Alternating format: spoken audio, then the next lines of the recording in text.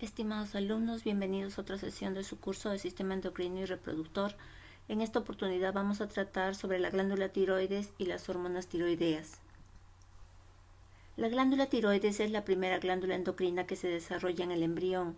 Aparece alrededor de 24 días después de la fecundación a partir de un engrosamiento endodérmico en el medio del suelo de la faringe primitiva. Allí se forma una pequeña vaginación que viene a ser el primordio tiroideo. Cuando el embrión y la lengua crecen, la glándula tiroides en desarrollo desciende por el cuello hasta ocupar una posición anterior al hueso yoides y a los cartílagos laringeos en desarrollo. Durante un corto tiempo la glándula tiroides permanece unida a la lengua por un estrecho tubo que es el conducto tirogloso.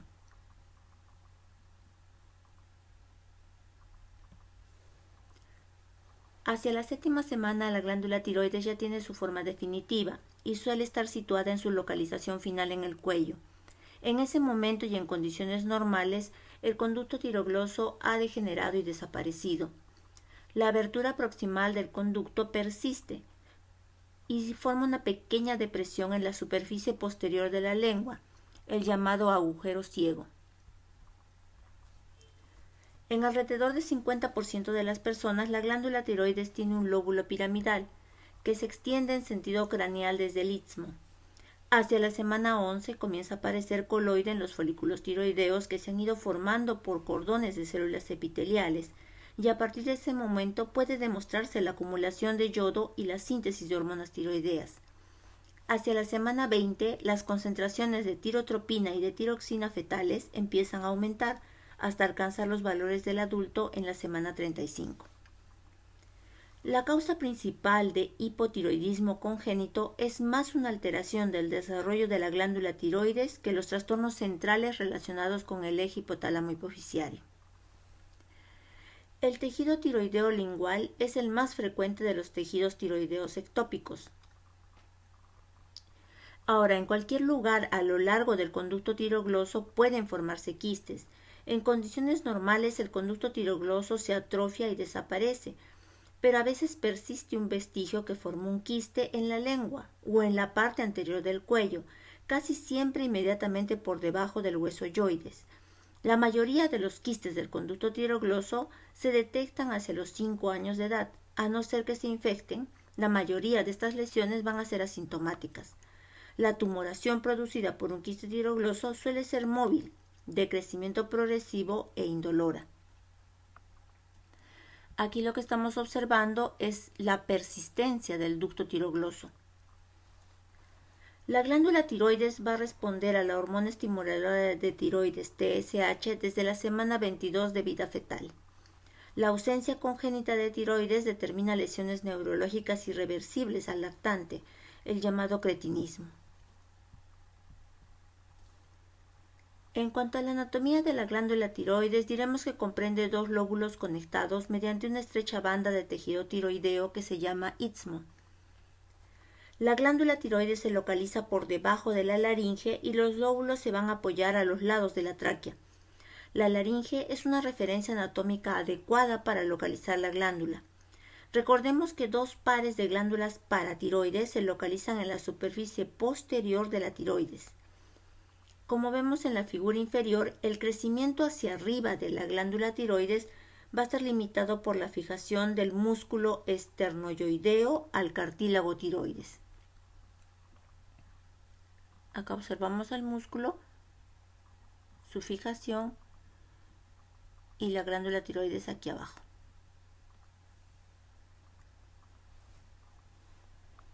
Es por eso que no hay impedimento para el crecimiento que tiene la glándula tiroides en dirección posterior y hacia abajo, de modo que si tiene que haber un agrandamiento de la tiroides, el llamado bocio, a menudo se va a extender en esta dirección, o sea, hacia abajo y hacia posterior. La glándula tiroides, como dijimos, tiene dos lóbulos laterales, cada uno de los cuales mide aproximadamente 4 centímetros de longitud, 2 centímetros de ancho y 1 centímetro de grosor durante la adultez. Tiene relaciones anatómicas importantes, como son los nervios laringeos recurrentes. Estos tienen trayectoria por detrás de la glándula. Los observamos aquí. Y también hay una relación con de los márgenes posteriores de los lóbulos de la tiroides con el esófago. También envuelve a la tráquea. Así que todas estas estructuras podrían quedar comprimidas si hay un agrandamiento de la glándula, ya sea que ésta sea invadida por una enfermedad maligna o de repente también estas estructuras pueden ser lesionadas en el transcurso de una intervención quirúrgica. La glándula tiroides tiene un flujo sanguíneo muy alto. Va a ser irrigada por 4 arterias, 2 arterias tiroideas superiores. Estas son la primera ramificación de la arteria carotídea externa e irriga principalmente la parte superior de cada glándula. 2 arterias tiroideas inferiores. Estas van a ser la rama principal del tronco tirocervical, que se deriva a su vez de la arteria subclavia. En el 10% de las personas va a existir una tercera arteria que la van a denominar como IMA o arteria tiroidea media, que va a ser proveniente del callado aórtico o del tronco brachioencefálico. Ahora también tenemos el drenaje venoso, el cual va a ser dado por las venas tiroideas superiores, medias e inferiores, que desembocan en las venas yugulares internas formando un rico plexo alrededor de la glándula. Las superiores y medias van a drenar en la vena yugular interna y las inferiores van a drenar en el tronco brachioencefálico. En cuanto a la organización histológica de la glándula tiroides, cada lóbulo de la glándula va a estar constituido por numerosos folículos. El folículo tiroideo o acino es la unidad funcional y estructural de la glándula. Está formado por una sola capa de células epiteliales cúbicas, el epitelio folicular. Estas células van a rodear a una luz central que contiene coloide, que es una sustancia rica en tiroglobulina, una glucoproteína yodada de la cual vamos a hablar más adelante. Cuando la glándula tiroides está hipoactiva, como sucede en las deficiencias dietéticas de yodo, el folículo aumenta de tamaño por el coloide. Como no existe T3 o T4 para realizar un efecto de retroalimentación negativo, la síntesis y secreción de TSH aumentan. La TSH estimula el crecimiento y vascularización de la glándula tiroidea y esto determinará su hipertrofia. Cuando la glándula más bien está activa, el epitelio folicular va a ser cilíndrico y se podrán reconocer las gotas de coloide dentro de las células, además de grandes pseudópodos y microvellosidades apicales. El epitelio tiroideo que se está rodeando más bien de lámina basal y de fibras reticulares, también tendrá fibras nerviosas vasomotoras simpáticas y vasos sanguíneos, los cuales van a ser capilares fenestrados. Estos se van a encontrar en el tejido conjuntivo que está rodeando a los folículos tiroideos. El epitelio folicular contiene además aproximadamente 10% de células parafoliculares, las cuales ya hemos hablado. Estas son las que van a formar a la hormona llamada calcitonina. A diferencia de otros órganos endocrinos que tienen una capacidad de almacenamiento limitada, por medio de pequeñas vesículas, la producción de las hormonas tiroideas depende de un depósito folicular de la prohormona tiroglobulina en el coloide. Un rasgo característico del epitelio folicular tiroideo es su capacidad de concentrar el yodo de la sangre y sintetizar así las hormonas tiroxina y triyodotironina, la T4 y la T3. El yodo es un componente estructural clave de las hormonas tiroideas. En consecuencia, es un micronutriente esencial que se consume en los alimentos o el agua, como yoduro o yodato, que se convierte en yoduro en el estómago. La Organización Mundial de la Salud recomienda una ingestión diaria de yodo en la dieta de 150 microgramos para adultos, 200 microgramos para embarazadas y mujeres que amamantan, y 50 a 250 microgramos para niños. Dado que casi todo el yoduro se excreta por los riñones, la excreción urinaria de yoduro es un excelente índice de ingestión en la dieta. De acuerdo con la OMS, la deficiencia de yodo en la dieta es definida como una ingestión diaria de menos de 100 microgramos por día. Cuando la ingestión de yoduro es de menos de 50 microgramos por día, la tiroides de tamaño normal no podrá sostener una producción suficiente de hormona. y por lo tanto resultará en el agrandamiento de la glándula, el llamado bocio, y finalmente dará lugar a hipotiroidismo. Los tirocitos van a expresar de manera abundante el copotransportador unidireccional de sodio yoduro, el llamado NIS, que abarca las membranas basales de las células y transporta de manera activa yoduro desde la sangre. La glándula tiroides concentra y usa para la síntesis de hormona solo una fracción del yoduro que se le proporciona, y el resto va a volver al fondo común en el líquido extracelular.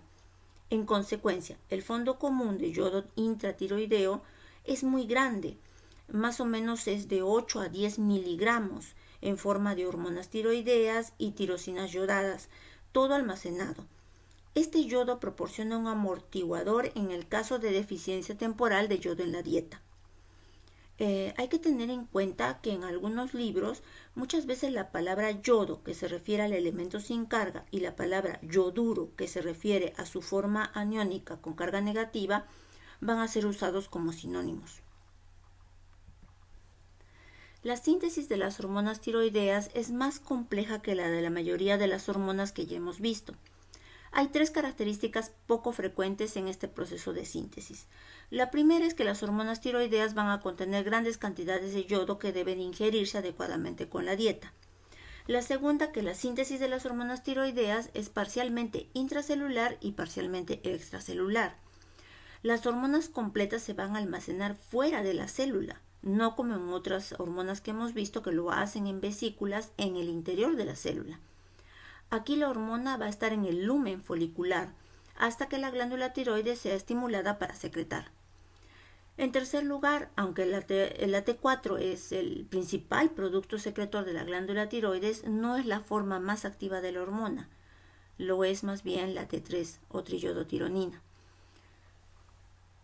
Estamos viendo aquí una imagen de una célula folicular y vemos unos círculos en esta figura, lo cual está indicando las etapas por las cuales se va a producir la síntesis de la T3 y T4 y su posterior secreción.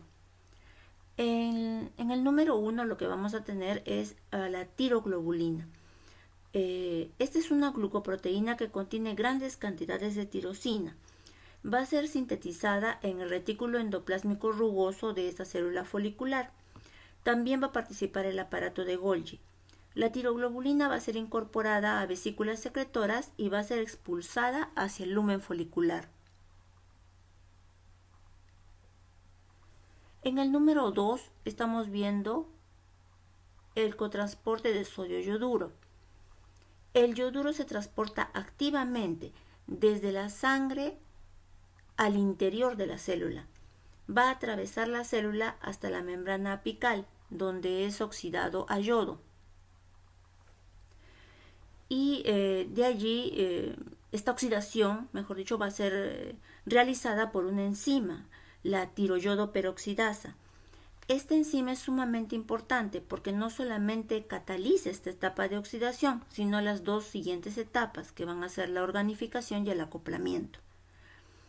En la organificación del yodo lo que vamos a ver es que en la membrana apical, inmediatamente por dentro de la luz del folículo, el yodo se va a combinar con porciones de tirosina de la tiroglobulina, como estamos viendo aquí, lo cual va a ser catalizada por la misma enzima, la peroxidasa tiroidea, y se van a formar la monoyodotirosina o llamado MIT y la diyodotirosina o DIT. Las concentraciones elevadas de yoduro lo que van a hacer es inhibir esta etapa, la organificación, y por lo tanto la síntesis de las hormonas tiroideas. Esto se va a conocer como el efecto de Wolff-Chaikoff. En el número 5 lo que vamos a tener va a ser la reacción de acoplamiento. Todavía formando parte de la tiroglobulina van a tener lugar 2 reacciones de acoplamiento distintas entre la MIT y la DIT. De nuevo van a ser catalizadas por la tiroyodoperoxidasa. Es una reacción en la cual 2 moléculas de DIT se combinan para formar T4. Y en otra reacción, una molécula de DIT se combina con una molécula de MIT para formar T3. La primera reacción siempre es más rápida y la consecuencia es que se va a producir 10 veces más T4 que T3. Una porción también del MIT y de DIT no se van a acoplar y simplemente van a permanecer unidas a la tiroglobulina. Después de las reacciones de acoplamiento, la tiroglobulina va a contener, como estamos observando, tanto T4 como T3 como residuos de MIT y DIT. Esta tiroglobulina yodada se va a almacenar en la luz folicular como coloide. Ahora, en el paso número 6 vemos la endocitosis de la tiroglobulina. Cuando la glándula tiroides es estimulada, la tiroglobulina yodada, o sea, con su T3, T4, MIT y DIT unidas, va a sufrir un proceso de endocitosis hacia el interior de la célula epitelial. Este proceso de endocitosis va a ser dada por los pseudópodos que van a partir de la membrana celular apical.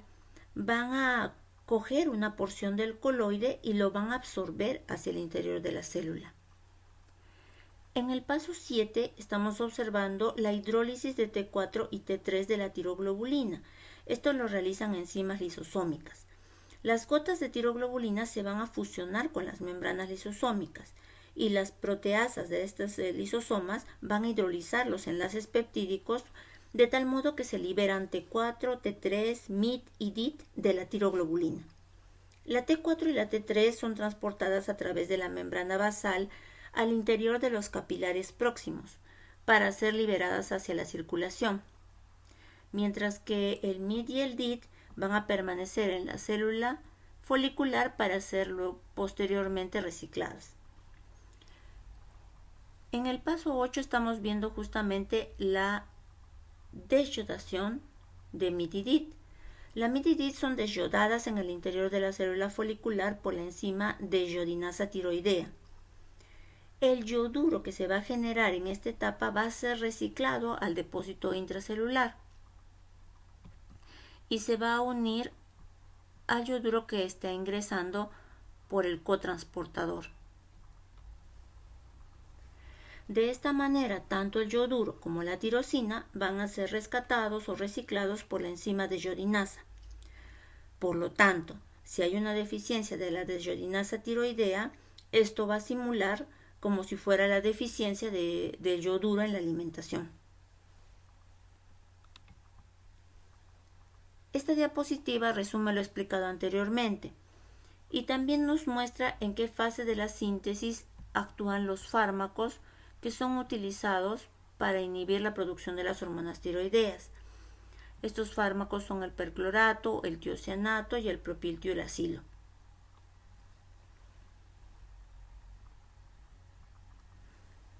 Aquí les pongo esta figura para su análisis y comparación con lo visto anteriormente en la imagen del libro Constanzo. Aquí estamos observando, por ejemplo, al ion perclorato, que está compitiendo con el yoduro por el NIS, el cotransportador. El perclorato se ha usado para tratar hipertiroidismo y tiene el potencial de ser un inhibidor ambiental de la función tiroidea. El NIS también puede concentrar un elemento que se llama el pertegnatato. Lo lleva hacia las células tiroideas y esto va a facilitar el uso de este radionúclido pertegnetato de sodio para la visualización de la glándula tiroides y la cuantificación de su actividad de atrapamiento, de tal manera que nos sirve como un método diagnóstico. En el borde apical del tirocito, una segunda proteína de transporte de yoduro aparece, que va a ser la pendrina. Esta transporta el yoduro hacia la interfaz membrana coloide. Las mutaciones en el gen pendrina que van a alterar su función pueden causar un síndrome de bocio y pérdida de la audición adquirida durante la lactancia o en etapas tempranas de la niñez. A esto se le conoce como el síndrome de Pendret. Aunque el yoduro es un sustrato esencial para la producción de hormona tiroidea, como hemos hablado, el exceso de yoduro en realidad va a inhibir 3 pasos en la producción de hormona tiroidea. 1. El atrapamiento del yoduro. 2. la yodación de la tiroglobulina, al cual se le va a llamar el efecto de Bolshakov. Y por último, la liberación de la hormona desde la glándula. Estas acciones inhibidoras van a ser transitorias y una glándula tiroides normal puede escapar de esto después de 10 a 14 días de los efectos del exceso de yoduro. Esos efectos autorreguladores del yoduro van a aislar la función tiroidea fisiológica de las fluctuaciones que podría tener a corto plazo la ingestión de yodo.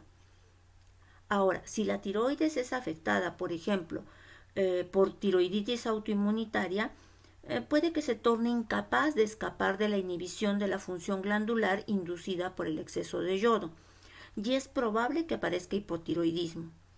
Por el contrario, una carga de yoduro puede inducir hipertiroidismo en algunos pacientes que tengan bocio multinodular o enfermedad de Graves latente. A esto se le conoce como el efecto de Jod-Basedow.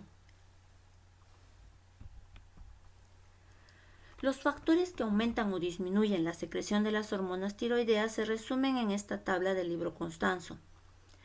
El principal control de la síntesis y secreción de hormonas tiroideas se va a realizar por el eje hipotálamo-hipoficiario. El hipotálamo va a secretar la hormona liberadora de tirotropina o TRH. Luego esto va a actuar sobre las células tirotropas de la hipófisis anterior y va a provocar la secreción de la hormona estimulante de tiroides, la cual actúa sobre la glándula tiroidea para que se produzca la síntesis y secreción de las hormonas tiroideas. No se olviden de revisar estos factores estimulantes y los factores inhibidores, muchos de los cuales ya los hemos visto. Aquí les pongo otra imagen del eje hipotálamo hipoficiario tiroideo para que ustedes lo revisen.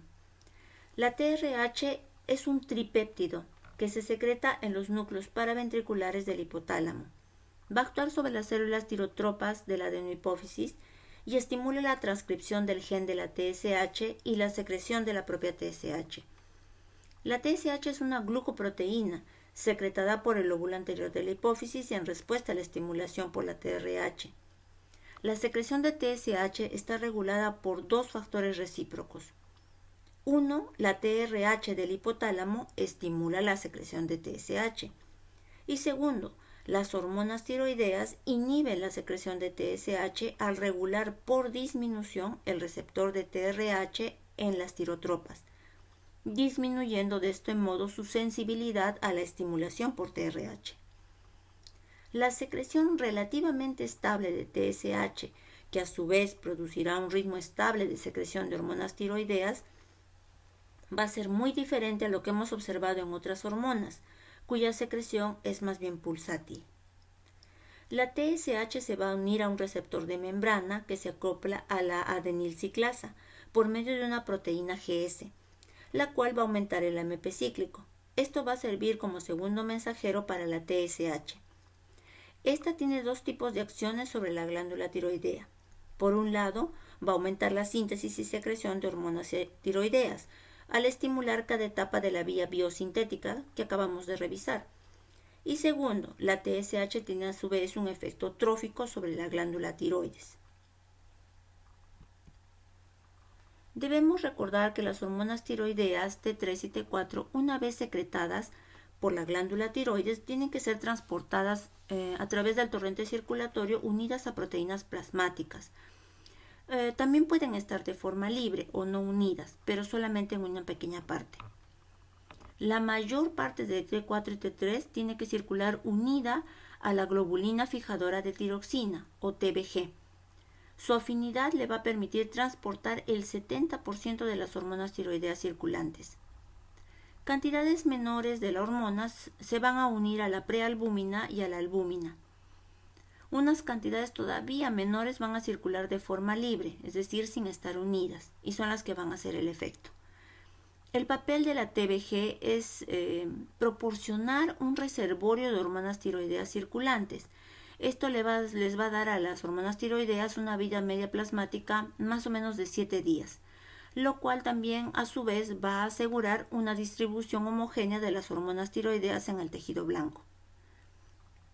En la insuficiencia hepática, las concentraciones de la globulina fijadora de tiroxina o TBG van a disminuir, ya que hay una menor síntesis hepática de todas las proteínas, incluida esta. La disminución de las concentraciones de TBG da lugar a un aumento transitorio en la concentración de hormonas tiroideas libres, y esto va a inhibir su producción. Por el contrario, podemos tener casos en que más bien la concentración de la TBG esté aumentada, como sucede cuando se eleva la cantidad de estrógeno durante el embarazo. Esto va a inhibir la degradación hepática de la TBG y aumenta las concentraciones de la misma. Ante una mayor concentración de TBG, una mayor cantidad de hormona tiroidea va a estar unida y menor cantidad de hormona tiroidea estará libre, lo cual al final va a estimular su producción. La glándula tiroides normal va a secretar alrededor de 100 nanomoles de T4 y solo 5 nanomoles de T3 al día. Se produce menos de 5 nanomoles de T3 reversa, metabólicamente inactiva. Entonces, la mayor parte del fondo común plasmático de T3, el 80%, se va a tener que derivar de la 5' monodesionidación del anillo externo de T4 en tejidos fuera de la glándula tiroides, en particular el hígado, los riñones y el músculo esquelético. Dado que la T3 tiene afinidad de unión más alta por los receptores nucleares, se genera una yodotironina con mayor actividad biológica. Por otro lado, la desyodación del anillo interno de T4 producirá T3 reversa, que es inerte desde el punto de vista metabólico. Las 3 enzimas de yodasa que catalizan estas reacciones van a diferir en la localización de tejidos, la especificidad del sustrato y la modulación fisiológica o fisiopatológica. La 5' de yodasa tipo 1 es la forma más abundante y se va a encontrar de forma predominante en el hígado y los riñones y en menores cantidades en la glándula tiroides, en el músculo esquelético cardíaco y otros tejidos. La principal función de esta 5' de yodasa tipo 1 es proporcionar T3 a la circulación. Su actividad va a estar aumentada en el hipertiroidismo y disminuida en el hipotiroidismo. La enzima también puede ser inhibida por el fármaco antitiroideo tionamida, propiltiuracilo, pero no así por el metimazol. La deficiencia de selenio en la dieta también puede alterar esta conversión de T4 en T3. La 5' de yodasa de tipo 2 se va a expresar de modo predominante en el cerebro y la hipófisis. Allí va a mantener una concentración constante de T3 intracelular en el sistema nervioso central. Esta desyodasa es muy sensible a la T4 circulante, de modo que una T4 circulante más baja aumenta con gran rapidez la concentración de la enzima y al hacerlo logra mantener la concentración de T3 intracelular y las funciones celulares neuronales.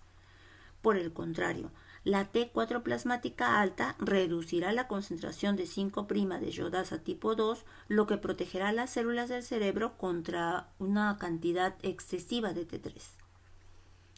La 5 de yodasa tipo 3 se encuentra en las membranas coriónicas de la placenta y en las células gliales en el sistema nervioso central, donde desactiva la T4 al convertirla en T3 reversa y desactiva la T3 al convertirla en 3' diyodotironina.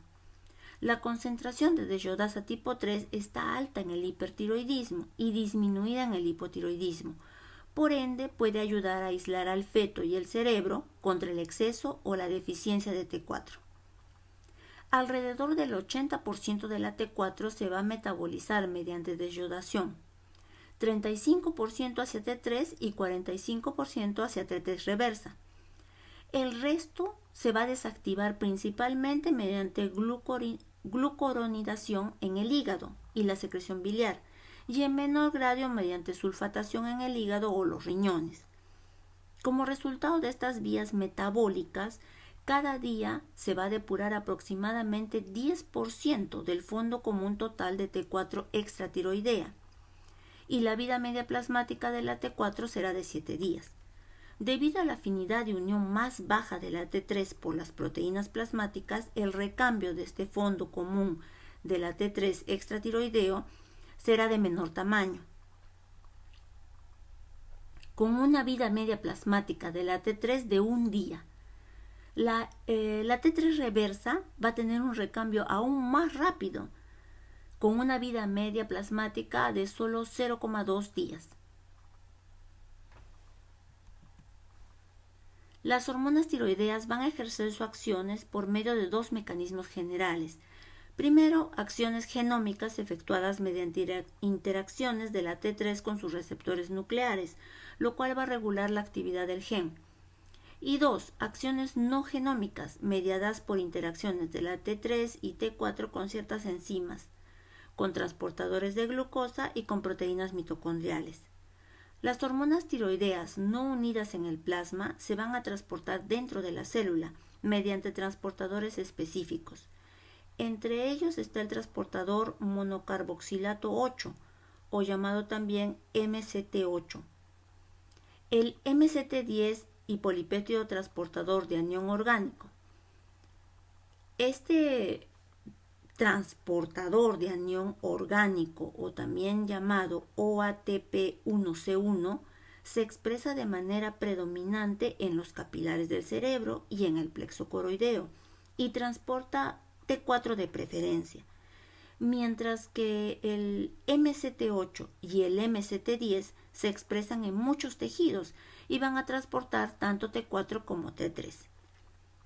Las hormonas tiroideas se transportan a través de la membrana celular hacia el citoplasma y después hacia el núcleo, donde T3 se va a unir a su receptor nuclear específico. A continuación, se va a producir el complejo T3 receptor que se une a un elemento regulador a nivel del ADN y ahí va a estimular la transcripción. Los ARN mensajeros recientemente transcritos van a ser traducidos y así se van a sintetizar nuevas proteínas que van a ser responsables de las múltiples acciones de las hormonas tiroideas. Otros receptores de T3 van a estar localizados en los ribosomas y las mitocondrias y van a intervenir en los fenómenos post-transcripcionales y post-transduccionales. Una amplia serie de nuevas proteínas se va a sintetizar bajo la dirección de las hormonas tiroideas, como por ejemplo la sodio-potasio ATPasa, proteínas de transporte, receptores adrenérgicos, enzimas lisosómicas, proteínas proteolíticas y proteínas estructurales. La naturaleza de la proteína que va a ser inducida será específica de cada tejido diana. Vamos a hablar brevemente sobre algunos de los efectos que tienen las hormonas tiroideas. Por ejemplo, en el desarrollo fetal, la concentración de yoduro por el tejido tiroideo y la TSH hipoficiaria van a aparecer en el feto humano alrededor de las 11 semanas de gestación. Debido al contenido placentario alto de la 5-deyodasa tipo 3, la mayor parte de la T3 y la T4 materna se van a desactivar y muy poca hormona libre alcanzará la circulación fetal. Sin embargo, esta pequeña cantidad de hormona libre proveniente de la madre tiene gran importancia para el desarrollo temprano del cerebro fetal. Después de 15 a 18 semanas de gestación, el feto va a depender en gran parte de su propia secreción tiroidea. Aunque va a ocurrir algo de crecimiento del feto si hay ausencia de secreción de hormona tiroidea fetal, el deterioro del desarrollo del cerebro y la maduración del esqueleto va a ser notorio. En el periodo perinatal, la hormona tiroidea es esencial para la maduración normal del sistema nervioso central. El hipotiroidismo en este periodo va a producir retraso mental irreversible. Es por esta razón, debido al retraso mental irreversible, que es obligatorio realizar pruebas de detección en los recién nacidos en busca de hipotiroidismo. Si el resultado es positivo, la reposición de la hormona tiroidea puede llegar a invertir los efectos sobre el sistema nervioso central. De otro modo, el hipotiroidismo congénito dará por resultado cretinismo, cuyas características comprenden retraso mental y enanismo. Otra de las acciones que tiene la T3 es aumentar el consumo de oxígeno y la producción de calor, en parte mediante la estimulación de la sodio-potasio ATPasa en todos los tejidos, excepto en el cerebro, el vaso y los testículos. Esto contribuye al índice metabólico basal aumentado. A nivel cardíaco, las hormonas tiroideas van a aumentar el gasto. La T3 aumenta los índices tanto de despolarización como de repolarización del nodo sinoauricular. Esto aumentará la frecuencia cardíaca y, en consecuencia, también las hormonas tiroideas tendrán por eso un efecto inotrópico y cronotrópico positivo. También va a haber un aumento de la sensibilidad adrenérgica, ya que las hormonas tiroideas aumentan el número de receptores beta adrenérgicos en el corazón y el músculo esquelético, así como en el tejido adiposo y los linfocitos. En cuanto a los efectos pulmonares, las hormonas tiroideas mantienen las respuestas ventilatorias que se dan por la hipoxia o la hipercapnia en el centro respiratorio del tallo encefálico. Es decir, van a producir, en todo caso, un aumento en la ventilación. Entre los efectos gastrointestinales está la promoción de la motilidad intestinal. Entre los efectos esqueléticos, las hormonas tiroideas van a estimular el recambio óseo, y esto aumentará la resorción ósea y en menor grado la formación de hueso. Entre los efectos sobre el metabolismo de lípidos y carbohidratos, las hormonas tiroideas van a potenciar los efectos de otras hormonas, como las catecolaminas, el glucagón, la hormona de crecimiento. Sobre la gluconeogénesis, la lipólisis y la proteólisis van a actuar. De este modo, las hormonas tiroideas aumentarán la síntesis y la degradación de las proteínas, pero aunque aumentan la síntesis, globalmente su efecto es catabólico. Las hormonas tiroideas aumentan tanto la síntesis de colesterol como su degradación, y este último efecto va a ser en parte por el aumento de receptores de lipoproteínas de baja densidad, LDL, a nivel hepática. Esto acelerará su depuración. Por último, diremos que para el crecimiento hasta la estatura adulta es necesaria la hormona tiroidea, ya que actuará sinérgicamente con la hormona del crecimiento y las somatomedinas para promover la formación ósea. Las hormonas tiroideas entonces promueven la osificación y la fusión de las placas epifisiarias en el caso de el momento de la pubertad y adolescencia.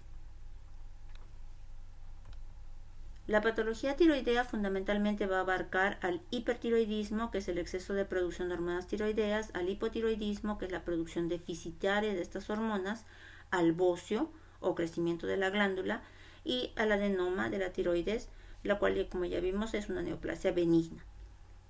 También puede ser otra de las patologías el carcinoma, que en este caso no vamos a tratar. Tenemos esta tabla resumen del Constanzo. Aquí observamos la comparación entre los dos extremos de la disfunción tiroidea. Por un lado tenemos al hipertiroidismo y por el otro al hipotiroidismo. En el caso del hipertiroidismo, su causa más frecuente va a ser la enfermedad de Graves. En el caso del hipotiroidismo vemos que hay varias causas, puede ser desde congénito hasta por deficiencia de yodo o de causa autoinmune. Es necesario revisar este cuadro ya que nos detalla la sintomatología, así como también las concentraciones de TSH que nos ayudan al diagnóstico y brevemente el tratamiento que se da para ambos casos. En cuanto al hipotiroidismo, es la situación que resulta de la falta de los efectos de la hormona tiroidea sobre los tejidos del organismo. Se define como la hipoactividad de la glándula tiroides que causa una carencia de hormonas tiroideas, tanto T3 como T4. Cuando se hace sintomático se denomina mixedema. Es algo menos común que el hipertiroidismo. Y para su diagnóstico solamente es necesario observar los valores libres de T3 y de T4 que están disminuidos y los de TSH que suelen estar aumentados. Si la TSH está baja, hay que sospechar de una lesión del hipotálamo o de la hipófisis. En la tiroiditis de Hashimoto se detectan también autoanticuerpos. Todos los hipotiroidismos se tratan administrando tiroxina, en comprimidos por vía oral en dosis variables.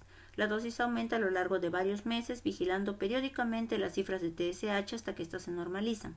Es un proceso lento, ya que los valores de TSH van a tardar 4 semanas en responder al incremento de dosis, debido a que la tiroxina tiene una semivida muy larga.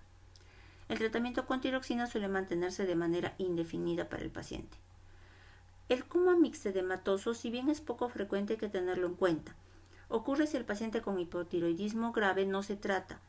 Entonces va a desarrollar un cuadro grave con estupor o hipotermia que puede ser mortal. La causa más frecuente del coma mixedematoso es la exposición al frío o la realización de una cirugía en un paciente con hipotiroidismo que no recibe tratamiento o que está incorrectamente tratado. También puede aparecer en un paciente hipotiroideo que está en tratamiento pero que lo suspende bruscamente. Aquí tenemos en este cuadro las causas de hipotiroidismo, separándolas en causas primarias, secundarias y terciarias. Recordemos que el hipotiroidismo primario es cuando está afectada la misma glándula, los secundarios cuando hay afectación de lo que viene a ser la hipófisis y el terciario el hipotálamo. Aquí tenemos en esta figura los principales síntomas que sufren las personas de hipotiroidismo. En el caso del hipertiroidismo, las causas fundamentales son, como ya vimos, por un lado la enfermedad de Graves, que es una enfermedad autoinmune, el bocio tóxico multinodular, donde aparecen nódulos que secretan hormonas tiroideas. Eso se da generalmente en personas mayores o en poblaciones que tienen baja ingesta de yodo. Otra de las causas puede ser el adenoma tóxico, que es una neoplasia benigna que secreta T3 y T4. Cuando aparecen los síntomas, se les suele denominar tirotoxicosis. La enfermedad del hipertiroidismo es una enfermedad endocrina muy frecuente. Va a afectar a 2 de cada 100 mujeres y a 2 de cada 1000 hombres. Puede surgir a cualquier edad. La reagudización de los síntomas va a recibir el nombre de crisis tirotóxica o tormenta tiroidea. Esta tormenta tiroidea puede ser precipitada por una operación a la glándula tiroides, donde va a haber una destrucción de folículos y la liberación del contenido de estos. También puede ser precipitada por una infección, un infarto al miocardio, etc. Se considera una urgencia médica, así que requiere tratamiento inmediato por un endocrinólogo experto. Las pruebas de función tiroidea constituyen el principal método diagnóstico. La TSH, la T3 y la T4 libres se van a medir por radioinmunoanálisis en el suero. Cifras elevadas de T3 y de T4 denotan hipertiroidismo. La elevación de la TSH hace pensar que el problema se encuentra en la hipófisis o por encima de ella, y una TSH baja apunta a un trastorno de la glándula tiroidea. Otras pruebas que también se pueden hacer son el cribado de autoanticuerpos si estamos pensando en la enfermedad de Graves como causa, una gamografía isotópica para comprobar el tamaño de la glándula tiroidea y la presencia de áreas anómalas que se denominan calientes, como se pueden ver en el adenoma tóxico. El principal tratamiento para el hipertiroidismo puede ser dividido en 3. Por un lado, la farmacoterapia. Se dan beta bloqueantes para el control sintomático rápido, por ejemplo, de las palpitaciones o de la ansiedad, que suele ser muy molesto para los pacientes.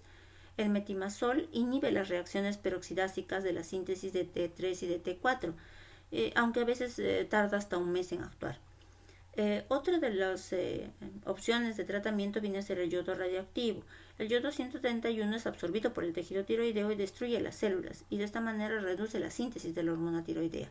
La respuesta va a ser lenta y a veces se sigue precisando de la ingesta de metimazol. Otra de las opciones será tiroidectomía parcial. En el quirófano se extirpa parte de la glándula tiroides, se deja un tejido residual y las glándulas paratiroideas, como ya lo hemos conversado en otras sesiones. El yodo radioactivo y la tiroidectomía parcial acarrean el riesgo de hipotiroidismo a largo plazo. A esto hay que tenerlo en cuenta. Habíamos dicho que la enfermedad de Graves es una enfermedad autoinmune que produce autoanticuerpos contra receptores de TSH. Estos autoanticuerpos van a estimular a los receptores de TSH y ocasionan una producción excesiva de hormonas tiroideas. También se producen a veces autoanticuerpos contra la globulina y contra las mismas hormonas tiroideas. La enfermedad de Graves es la causa más común de hipertiroidismo y tirotoxicosis, sobre todo en mujeres de mediana edad. La enfermedad clásica de Graves se manifiesta por la mirada de sobresalto, que se llama exoftalmia. El bocio, que va a ser el agrandamiento de la glándula, donde vamos a detectar un soplo debido al alto flujo sanguíneo, los edemas en las piernas, que se denomina mixedema pretibial. La enfermedad de Graves se diagnostica por la detección de autoanticuerpos junto con una TSH baja y la elevación de la T4 y de la T3. Aquí estamos observando los síntomas principales que presentan pacientes con hipertiroidismo. Observamos acá el exoftalmos, que es característico de la enfermedad de Graves. Acá también. Todo aquello que tenga que ver con hipertiroidismo va a estar mejor explicado en la lectura que tienen en el foro de esta semana. Para terminar mencionaremos el bocio. El bocio viene a ser una tumefacción del cuello debido al aumento del tamaño de la glándula tiroidea. También se conoce como tiroides hipertrófica. Es un hallazgo frecuente y casi siempre es asintomático, pero los grandes bocios, como el que estamos observando aquí, podrían comprimir el esófago y la tráquea. Se relacionan con algunas causas del hipertiroidismo y también sorprendentemente con causas de hipotiroidismo, incluso de eutiroidismo.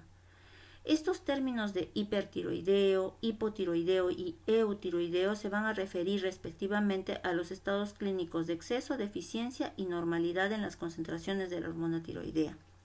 Es decir, que describen las concentraciones de hormona tiroidea en la sangre y no el tamaño de la glándula. El principio básico del conocimiento del bocio es que las altas concentraciones de TSH y de sustancias que actúan como la TSH, por ejemplo las inmunoglobulinas estimuladoras de tiroides, van a ejercer un efecto trófico, o sea, de crecimiento sobre la tiroides, y eso es lo que causa su hipertrofia. Vamos a observar bocio, por ejemplo, en la enfermedad de Graves, en un tumor secretor de TSH, en la tiroiditis autoinmune y en la deficiencia de ingestión de yodo. En cada uno de ellos, el bocio se producirá por diversos motivos. Les agradezco mucho, jóvenes, por su atención. Les dejo con esta diapositiva, en la cual se encuentra la información que siempre les recalco. La forma más ingeniosa de aprender viene a ser enseñar a otros, porque el 95% de lo que enseñamos a otros lo aprendemos.